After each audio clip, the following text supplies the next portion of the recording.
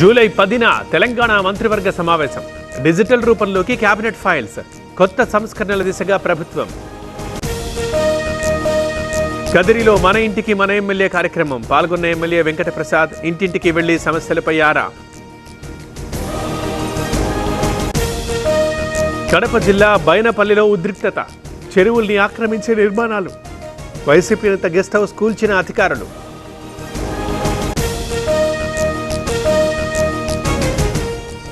వినుకొండలో భారీ అగ్ని ప్రమాదం. స్క్రాప్ గోడౌన్లో మంటలు. 3 ఫైర్ ఇంజిన్లతో అదుపు చేస్తున్న సిబ్బంది. ఇవాళ గుంటూరులో చంద్రబాబు పర్యటన. హ్యాకథాన్ని ప్రారంభించనున్న సీఎం. ఆర్వీఆర్ కాలేజీ ప్రాంగణంలో కార్యక్రమం. విజయవాడలో ఇవాళ 2వ రోజు పర్యాటక కాంక్లేవ్. హాజరు కానున్న సీఎం చంద్రబాబు. 10,039 కోట్ల పెట్టుబడులకు ఎంఓయూ.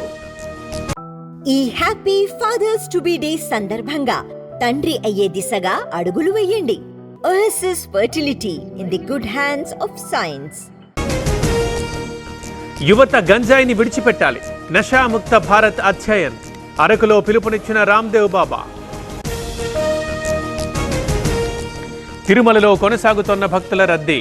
శ్రీవారి సర్వదర్శనానికి 18 గంటల సమయం. 26 కంపార్ట్మెంట్లలో వేచి ఉన్న భక్తులు. ఈరోజు బీజేవైఎం మాక్ పార్లమెంట్ కార్యక్రమం.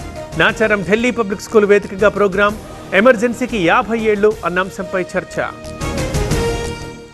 ట్యాపింగ్ కేసులో ఇవాళ విశ్వేశ్వర్ రెడ్డి వంతు. మంత్రి పొంగులేటి సిబ్బందికి సిట్ నోటీసులు. కేసుని సీబీఐకి అప్పగించాలన్న కిషన్ రెడ్డి. విశాఖ స్టీల్ ప్లాంట్ ఉత్పత్తిలో మరో అడుగు. నేడు బ్లాస్ట్ ఫర్నేస్ 3 పునః ప్రారంభం. హాజరవుతున్న కేంద్ర మంత్రి శ్రీనివాస వర్మ. చిత్తూరు జిల్లాలో ఎక్స్ప్రెస్ రైల్లో దోపిడీ. 10 లక్షల విలువైన నగలు ఎత్తుకెళ్లిన ముఠా. దర్యాప్తు చేస్తున్న రైల్వే పోలీసులు.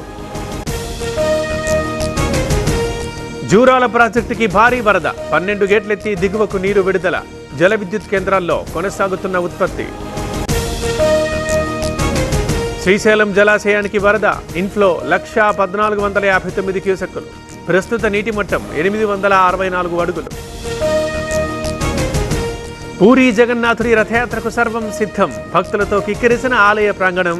భారీ భద్రతను ఏర్పాటు చేసిన పోలీసులు. హిమాచల్లో వర్షాలు తగ్గుముఖం. మండిలో సాధారణ స్థితికి వరద ప్రవాహం. ఎల్లో అలర్ట్ జారీ చేసిన అధికారులు. దేశవ్యాప్తంగా సిబిఐ ఆపరేషన్ చక్ర.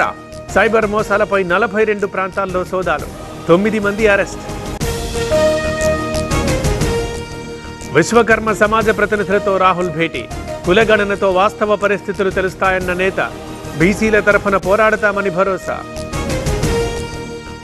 అహ్మదాబాద్ విమాన ప్రమాద దర్యాప్తులో పురోగతి. బ్లాక్ బాక్స్ డేటా డౌన్లోడ్ చేసిన అధికారులు.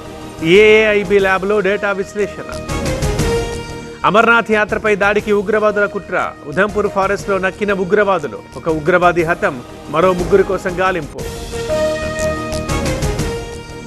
ఆపరేషన్ సింధుపై త్వరలో కేంద్రం నిర్ణయం. స్వదేశానికి వచ్చిన 3,426 మంది భారతీయులు. ఇరాన్, ఇజ్రాయెల్ మధ్య తగ్గిన దాడులు.